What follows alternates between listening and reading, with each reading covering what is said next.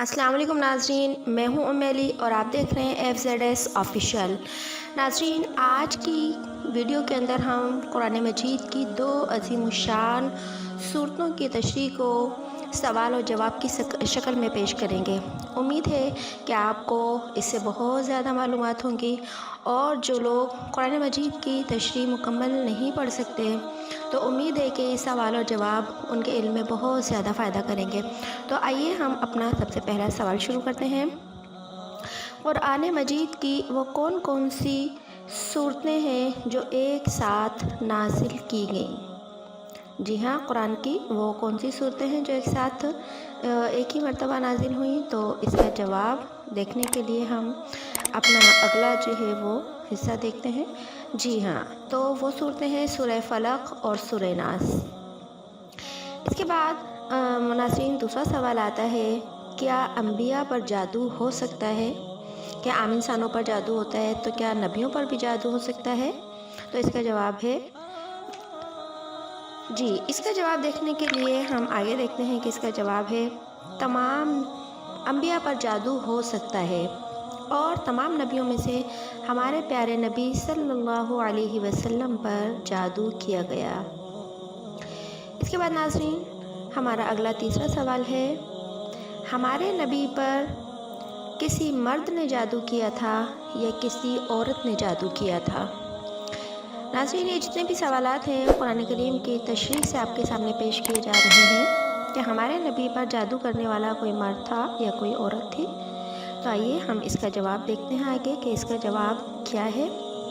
जी हाँ नाज़रीन, इसका जवाब है कि हमारे नबी पर जादू करने वाला एक यहूदी मर्द था जिसका नाम था लुबैद बिन आसिम।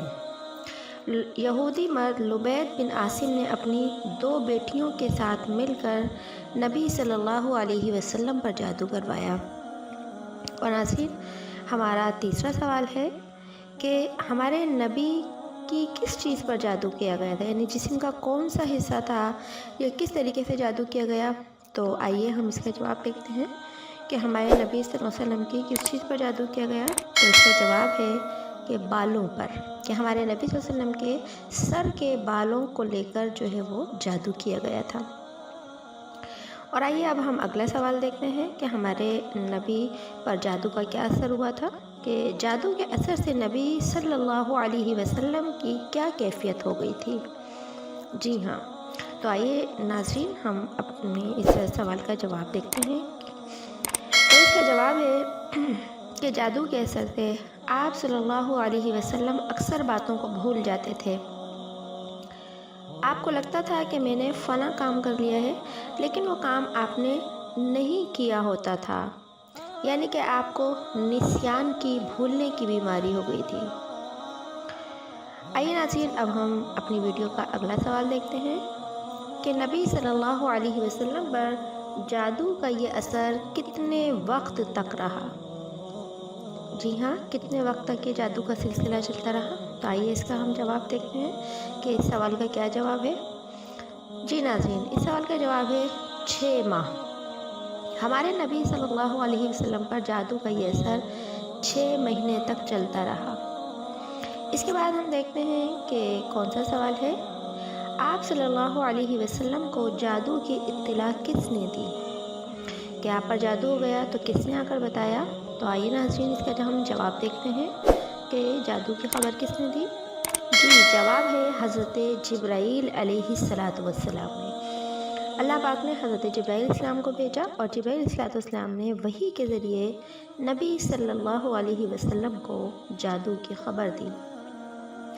नाज़रीन, हमारा अगला सवाल है कि यहूदी लुबैद बिन आसिम ने जादू किस तरह किया था, कि जादू करने का उसका तरीका क्या था?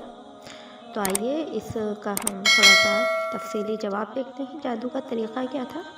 तो इसका जवाब है कि उसने आप सल्लल्लाहु अलैहि वसल्लम का कंगा लिया और कुछ बाल लिए और एक तांत के तार में 11 गिरहें लगाई, 11 गांठें लगाई और हर गिरह में एक एक सुई लगा दी और उसको कंघे के साथ रखा और उस कंघे को और तार को کھجور کے پھل کے غلاف میں رکھا اور ایک کنویں میں ڈال کر ایک پتھر کے نیچے دبا دیا گیا۔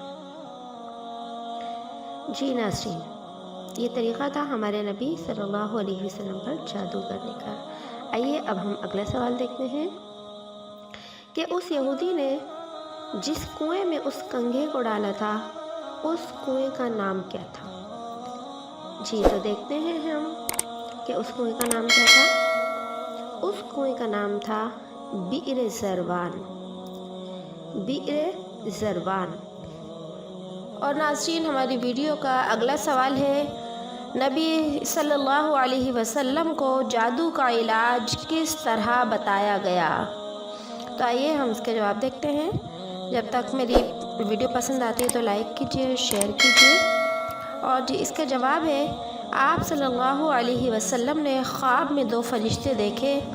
ان میں سے ایک آپ کے سر مبارک کے پاس بیٹھ گیا اور دوسرا فرشتہ پیر مبارک کی طرف بیٹھ گیا۔ اور پھر خواب میں ایک فرشتے نے دوسرے سے پوچھا کہ ان کو کیا ہوا ہے؟ تو دوسرے فرشتے نے جواب دیا کہ ان پر جادو کیا گیا ہے۔ اس فرشتے نے دوبارہ پوچھا کہ یہ جادو کس نے کیا ہے؟ تو دوسرے فرشتے نے کہا لبید بن عاصم نے۔ اور پھر فرشتے نے پوری تفصیل خواب میں بتا دی۔ جی اگلا ہمارا سوال ہے، سورہ فلق اور سورۃ الناس کی آیات 11 ہی کیوں نازل کی گئیں؟ جی محترم ناظرین، اب اس کا ہم جواب دیکھتے ہیں۔ کیونکہ جادو کرتے وقت 11 گرہیں لگائی گئی تھیں، آپ صلی اللہ علیہ وسلم ایک ایک آیت پڑھتے جاتے اور ایک ایک گرہ کھلتی جاتی۔ ہمارا اگلا سوال ہے، آپ صلی اللہ علیہ وسلم نے جادو کرنے والوں کو کیا سزا دی؟ اگر آپ کو میری ویڈیو پسند آتی ہے تو لائک کیجیے، دوسروں کے ساتھ شیئر کیجیے اور کمنٹ کیجیے۔ ہمارا جواب ہے، ہمارے پیارے نبی صلی اللہ علیہ وسلم نے ان سے کوئی بدلہ نہ لیا۔ اور ہمارا اگلا سوال ہے، قرآن مجید کی کن صورتوں کو حفاظت کا قلعہ کہا جاتا ہے؟ جی ناظرین، ہم اس کا جواب دیکھتے ہیں۔ اور پلیز میرے چینل کو سبسکرائب کیجیے تاکہ میری ویڈیوز کا نوٹیفیکیشن آپ کو ملے۔ اور ہمارے سوال کا جواب ہے سورہ فلق اور سورۃ الناس کو۔ اور ہمارا اگلا سوال ہے، اس صورت میں کون کون سی چیزوں کو خاص طور پر بیان کیا گیا ہے؟ تو ناظرین، ہمارا اس کا جواب ہے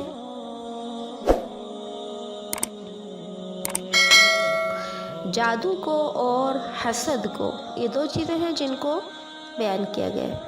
اور ہمارا اگلا سوال ہے، سورۃ الفلق اور سورۃ الناس کے لیے نبی کریم صلی اللہ علیہ وسلم نے کیا فرمایا؟